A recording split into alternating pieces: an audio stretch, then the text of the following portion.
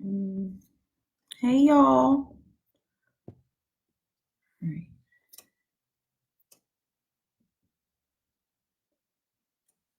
We're live on all of these different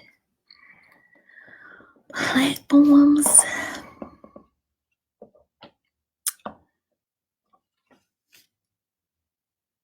Oh, all right.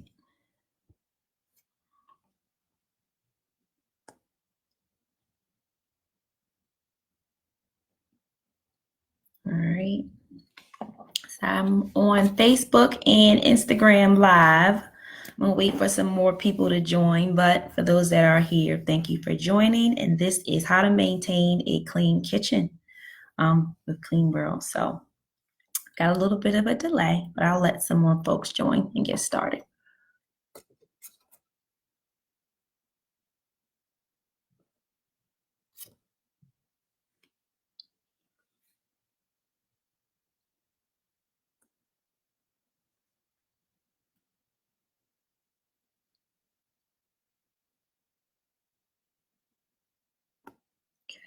See the people joining.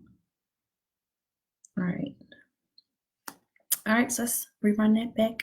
Hi, my name is Kelsey Thomas. I'm the owner of Klean World, and today we're going to be talking about how to maintain a clean kitchen.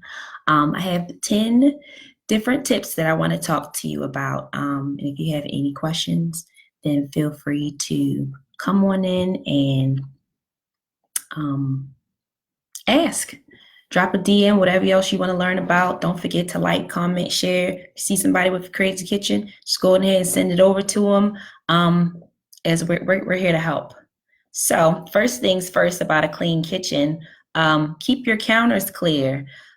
The counter can become a catch-all, but with keeping the counters clear, one thing that I live by is not to put it down, but to put it away. If you adapt that mentality to always put something away and give it a home, you'll always have a clear counter. As far as mail, having a mail in the kitchen as well, you can get a tray. A tray usually helps as far as the junk drawers that you may have in the kitchen as well. But just having this tray won't get overloaded, and you'll have time, maybe monthly, to go through it and knock the stuff out of there. So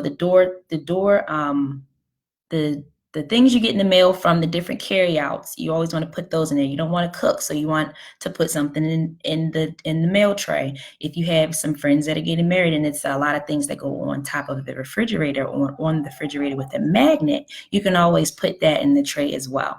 So keeping your counters clear, always putting the stuff away, and don't put it down, give it a home. The second one that I have for you is utensils. Your utensils can get a little crazy. Some people have utensil drawer that they have to dig in. You should not be digging for utensils. That's the time where you set aside maybe 20 minutes to go over what utensils you need. Do you need 5 wooden spoons? Do you have 5 different eyes to turn the wooden spoon on? So some of the wooden spoons might be broke or they might be rotted. So just taking the time to go through each utensil so you can see what it is that you have, and just go through everything. They have utensil trays at IKEA. They have utensil trays at Walmart, Target, just so you can be organized, but you should not be digging for your utensils. The third tip that I have is to clean out your refrigerator. Actually, clean out your refrigerator and the front of your refrigerator.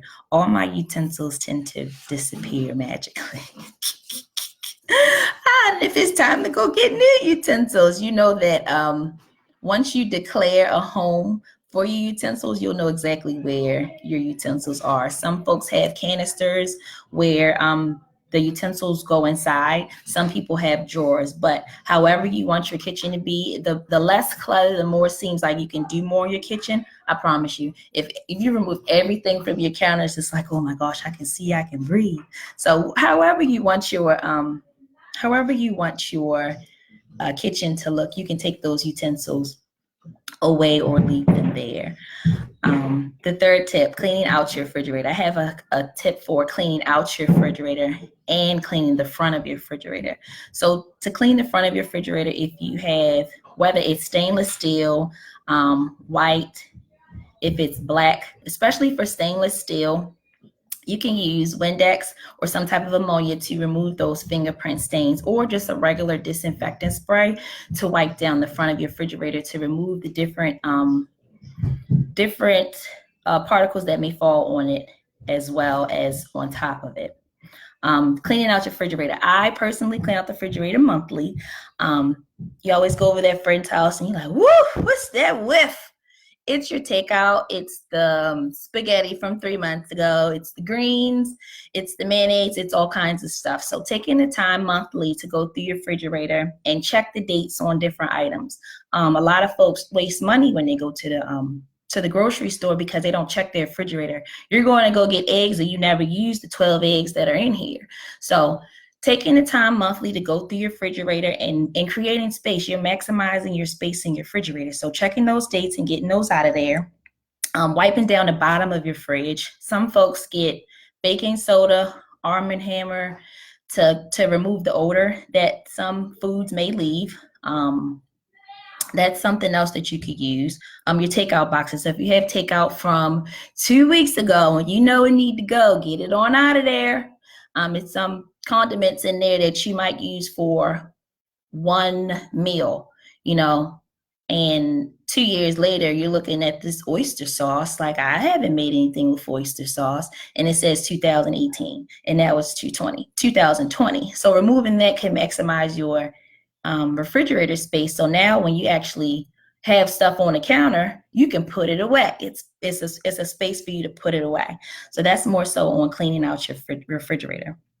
Number 4, maximizing your cabinet space. So with maximizing your cabinet space, I've seen this in a lot of homes too, where my clients or folks will lay out different, they might lay out water bottles, or they might lay out cups instead of stacking them, or it's like a Tupperware disaster. It's Tupperware everywhere. So one thing that I usually do is kind of trying to figure out the word for it, nest my Tupperware, or nest, like, for instance, your bowls. See how the bowls go inside of each other, and the bowls don't have tops, but you could put the tops on the side if it was Tupperware. Or if it's mixing bowls, you put them, you stack them on top of each other, and you're maximizing your space, and you're using your lateral space within the cabinets. So now you can put stuff in there. Some folks put water or different sodas in there. If you have somewhere else that you could put them, I would suggest that. Some people put appliances in there. So just maximizing your cabinet space, and stacking your cups and stacking your plates and stacking Tupperware and your water bottles. If you have a different cabinet or storage unit for your water bottles, I've seen about 50 water bottles at my aunt's house. And I said, you don't even use 3 of these. So you go to the store and you see something cute, you just want to keep buying and buying and buying and buying. You never use these water bottles. So you can gift it, share it, give it away, sell it, but there's no need for 50 water bottles in your cabinet. So that's how you maximize your cabinet space. Number 5, rethink appliance storage. This is another big one. I've seen 7 mixers on the counter, a turkey fryer when you only use it in Thanksgiving. If you only use your appliance during one time of the year, that's the time for you to have it, take it out, use it, clean it, and put it back, whether it be in a storage unit, the garage, tucked away on top of the cabinets. A lot of people don't like things on top of the cabinet space because it looks cluttered. So I would just suggest getting or creating some type of system in the basement or in another room or some shared space where you can put all of your appliances and stack them neatly. But there's no need for you to have appliances spread all the way out the counter that you don't even use. So it's, for example, the toaster. The toaster doesn't need to be out every day. If you don't use the toaster, if you use a toaster 3 times out of the month, it should probably be time to figure out a space where it can go, where you can take it out and use it, take it out and use it, because it doesn't have to be on the counter, just to help clear the counter space. Another thing we'll be thinking appliance storage.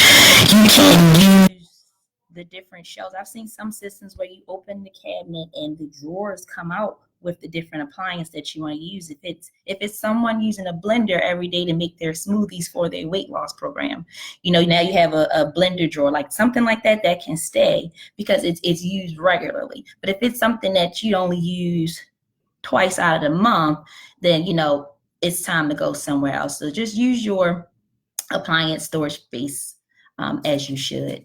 So number 6, hook it up.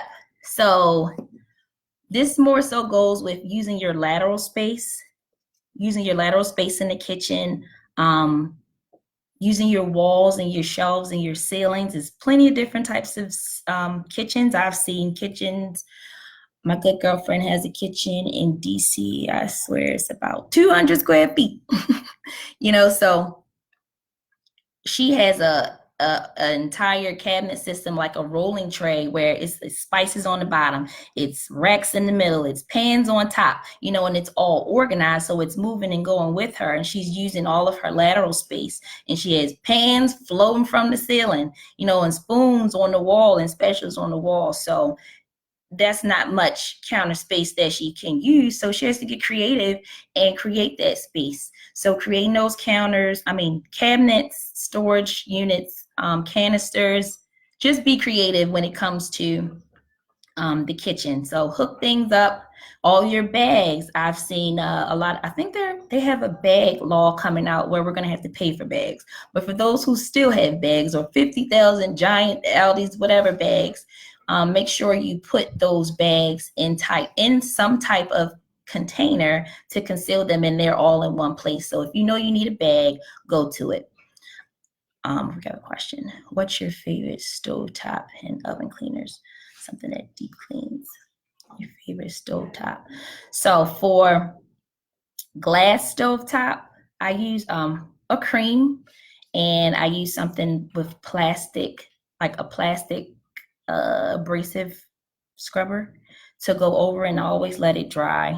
But that's what I do use for my glass top stove cleaners. And for regular gas stove, I use a citrus degreaser. The degreaser breaks down everything. The degreaser breaks down the different oils and everything that goes into the stove. A lot of people say, oh, it doesn't come up magically. No.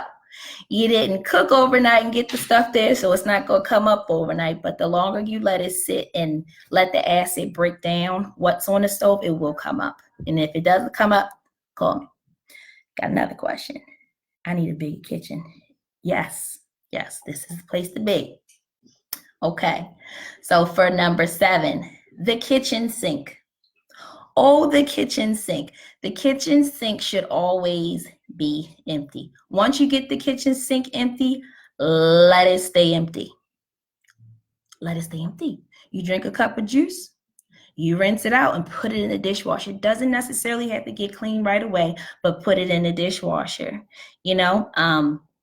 While you're cleaning, before you start to clean it, there are already dishes there. When you chopping and slicing the sweet potatoes, now you can't put the cutting board in the sink because it's something else in the sink, and it just becomes overwhelming. It gets bigger and bigger and bigger and bigger. So having a clear sink, now you can put the cutting board in the sink and clean as you go. While you're waiting, you can clean as you go. So always having your kitchen sink clear, it does wonders. It keeps the kitchen all nice and smelling fresh, because we all know water that's sitting, now you got onions sitting there, the whole house smell like an onion because you let the water sit in there all night. And especially in the night, make sure everything is out of the sink to prevent rodents from coming as well. Okay, and you can clean your sink out with a disinfectant wipe or stainless steel polish as well, just to give it that shine and make it seem like a clean kitchen when it is, because we know it is. Okay, that's the sink. Number 8, Your cleaning supplies. So always keeping disinfectant wipes handy. So after you've cleared your counter space, having those disinfectant wipes, you can simply wipe it off, whether it be your routine, maybe like you take 5 to 10 minutes, or even on commercial breaks. Go in that kitchen and wipe down the countertops. Go in that kitchen, you just spill something, the disinfectant wipes are right there. Go in there and take it down and wipe it up. Your cabinets, a lot of people think that just cleaning the kitchen is the dishes and the countertop. No, I've seen cabinets with ketchup, juice, Jesus, oil, grease, parsley, all kinds of stuff. So just taking that wipe and easily just hitting it while you're there, while it's still moist or wet. You don't want to get it when it's dry, because now you're going to go into ruining your wood, your cherry oak wood, ruining your cherry oak wood or whatever it may be. So always having those disinfectant wipes handy does wonders. Also, a broom, keeping the broom in the kitchen. A lot of folks are moving toward vacuums. A lot of folks are moving towards vacuums because the vacuums, they pull up all the crumbs that you don't catch. And then we know the babies have become crumb snatchers. So going in there and attacking the floor with the broom daily, it is imperative that you sweep your floor daily. Like, you can even test it out. Like, go for like 5 days without sweeping and see how many crumbs, how much you gather when you don't sweep. So sweeping just will make the whole essence of the kitchen change. So keeping disinfectant wipes and a broom nearby for the cleaning supplies when it comes to cleaning the kitchen. And number 9, the microwave. I always encourage my clients to purchase or invest in a splatter screen. I have not talked. Did you talk about the bathtub yet? I think the bathtub is coming, might be next week. Keeping the bathroom clean, it's coming, but keep tuning in on Thursdays. I'm gonna get there. I'm gonna get there. That's a big one. The microwave. Investing in a splatter screen.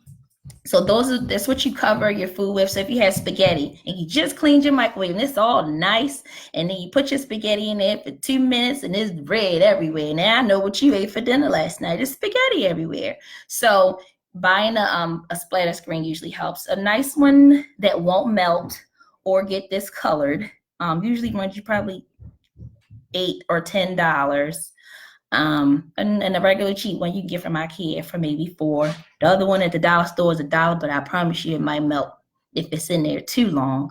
And if you don't have the funds to do that, and it needs to be something easy and quick, I usually take 2 paper towels or a napkin. I wet it, I soak it, and I wring it out, and I lay it over top of my plate. So now your food, even for pizza, that's a cute little tip, just to keep it moist. And then now nothing is splattering over top, and now you're keeping your kitchen clean. You don't have to keep cleaning your microwave if you protect it from getting destroyed. Because I've seen some microwaves, cereal and oatmeal just rolling on over. So getting that splatter screen will really help when it comes to the microwave. And my last tip is liners. I line everything. And a great tip that my mom told me about, the bottom of your oven, line it with aluminum foil. So when you're making, my good girl Shannon here, she's in the kitchen all the time. When she's making her good old apple pies and peach cobblers and all that ooze is just dripping out, just goodness. All the macaroni cheese is just drizzling down at the bottom of the oven. Somebody needs to clean that. So putting a piece of aluminum foil at the bottom of your oven can avoid you having to go out and get your ovens cleaned. So the average price to get your ovens cleaned is maybe $30. I know that's what we charge here. It's $30. So, but to avoid that, the whole smell in itself, it's very, very harsh chemicals to clean the oven. But to make sure you maintain it and to keep it clean, lining it at the bottom with aluminum foil does wonders. Lining the top of your refrigerator. You can't see on top of it. A lot of people miss it, don't care for it, but it's my dog. Keeping the dust the Cheerios, you're catching everything on the liner, so it's easy pickup. It's an easy clean. You pick up and keep it moving. You can line your drawers, and you can also line your cabinet. So in your drawers, when it's all the crumbs that are coming, the crumbs come from everywhere. So lining your drawers usually helps as well. And lining and mats. So most kitchens lead out to a door. So having that mat coming in, bringing in the salt, bringing in the dirt, bringing in the mud, holding that traffic, having a mat to catch that traffic from coming in does wonders. Also putting the mat underneath of where you cook, so it's catching all of that. And another tip, when you are spraying, when you're pouring, when you are mostly spraying, pouring, whenever you're using a product, always use it over top of the sink. When you use it over top of the sink, now you're avoiding the different spills that could happen on the table or on top of the stove. When you do it over the sink, you're kind of eliminating some processes when it comes to cleaning. So you're just rinsing it down. And also having a small catch-all for when you're maybe peeling potatoes, having a trash bag right there versus it all being spread out. So those were my 10 tips as far as cleaning the kitchen, and I'll rerun them, and I'll probably list them on this live as well. But that was number 1, to keep your counters clear. 2, go through your utensils and create a utensil tray, so you're not digging for your utensils. You should not be digging for utensils. Clean out the refrigerator and clean the front of your refrigerator to remove those fingerprints. Maximize your cabinet space. That's stacking, nesting, and creating space in different canisters for your kitchen. 5 was to rethink your appliance storage. So if you got the turkey fryer out since Thanksgiving and you ain't used it, put it away. 6, hook it up. Use your lateral space, use your ceiling, your wall, create hooks, put a hook in the ceiling just so you can, use it the most optimum space that you can. Number 7 was to keep the kitchen sink clean at all times. Number 8, cleaning supplies, have those disinfectant wipes and a broom handy. Number 9 was your splatter screen for the microwave. And number 10 was the liners and the mats. And again, my key to keeping the kitchen clean is, what did I say earlier? Don't put it down, put it away. Everything gets a home. Just remember that. If you didn't hear anything I said, if I was just rambling, don't put it down, put it away. You apply that to the kitchen, apply that to your room, apply it to the whole house. Apply it to the whole clean world. Don't put it down, put it away. So that's pretty much it. Now, I got a few questions. What about farm sinks? What exactly about the farm sinks did you want to know? How to keep the farm sinks clean? Okay, so again, the disinfectant spray and keeping as you go, keeping the sink clean as you go should work. And here comes the baby. And was that your only question? Talked about the tubs. Talked about the stove tops and the oven cleaners. Oh, for the oven cleaners, I usually use Easy Off. Yeah, Easy Off is my friend, and steel wool pad.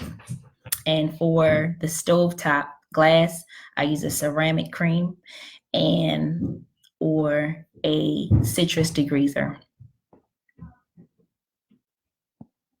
And was there any other question that you guys had for me as far as keeping the kitchen clean?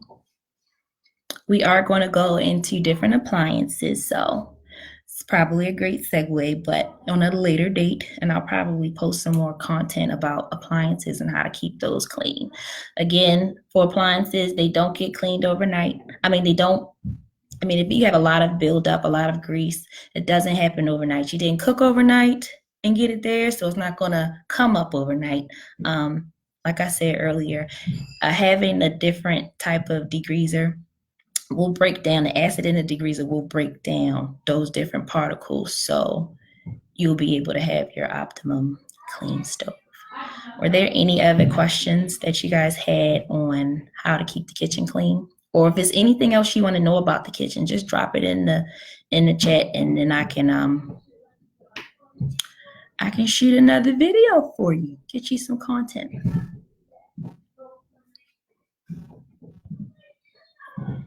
Can we do floor care in your next live?